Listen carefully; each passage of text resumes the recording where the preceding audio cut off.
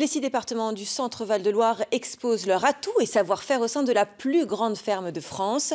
François Bonneau, le président du conseil régional, a pu en profiter depuis ce matin. Il rencontre les acteurs qui participent à la renommée de notre région.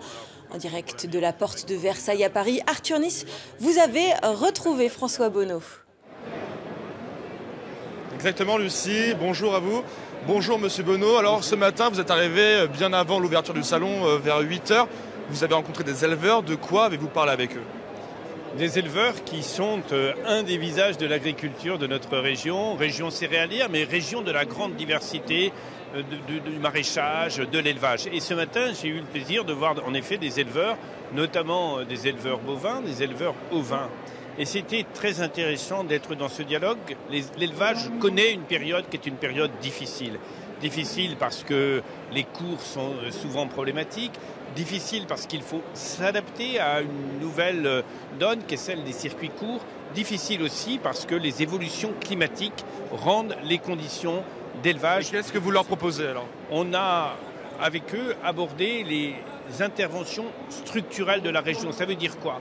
Eh bien, quand on ne peut garder dans ces granges, dans ces hangars, que le fourrage qui est nécessaire à un hiver, si jamais l'année d'après, la saison est très sèche et qu'on récolte moins de fourrage, alors on n'aura pas assez de fourrage pour toute l'année. Et donc, on a discuté d'un plan que je mets en place qui permettra d'agrandir le stockage. On a parlé d'un dispositif intéressant qui est herbe et fourrage. Herbe et fourrage, c'est quoi? Eh bien, c'est la possibilité pour des éleveurs de bovins, d'ovins, d'avoir des barrières mobiles. Des barrières mobiles, ça permet de ne pas ouvrir un champ de 5 hectares ou 10 hectares, de l'ouvrir progressivement. C'est beaucoup de travail pour les éleveurs, mais il y a une aide de la région qui est mise en place et j'ai souhaité savoir s'il fallait que nous allions plus loin dans ces interventions, dans ces aides. Alors, on a rencontré un éleveur qui aurait souhaité aborder avec vous un sujet qui n'a pas eu le temps de le faire.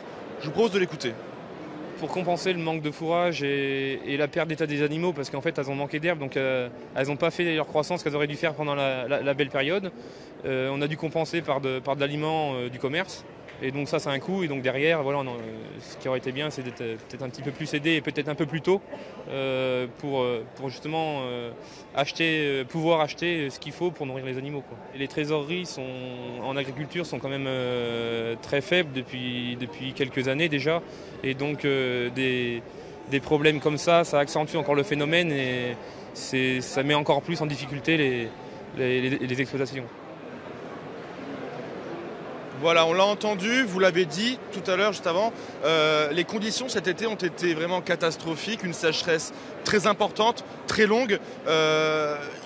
Cet éleveur nous disait qu'il était contraint à acheter de la nourriture pour pouvoir nourrir ses bêtes.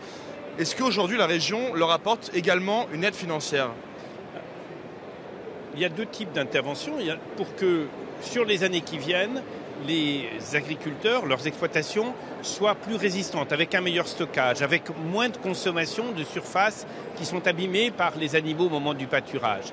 Ça, nous le mettons en place. Et s'agissant des aides ponctuelles qui correspondent à ce que décrit l'agriculteur, c'est-à-dire une situation de trésorerie qui est très tendue, parce qu'il faut acheter des produits. Pour que la région puisse intervenir, il faut d'abord qu'il y ait une classification des territoires au niveau national comme territoire relevant des aides particulières.